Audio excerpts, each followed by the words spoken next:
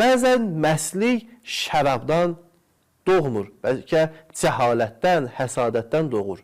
Cahil insan, həsud insan, həsadətli insan da sanki məst olan insan kimidir. O da nə dediyini bilmir. Belə bir insanın namaza mənəvi olaraq yaxınlaşmasına sanki Allah Teala icazə vermir.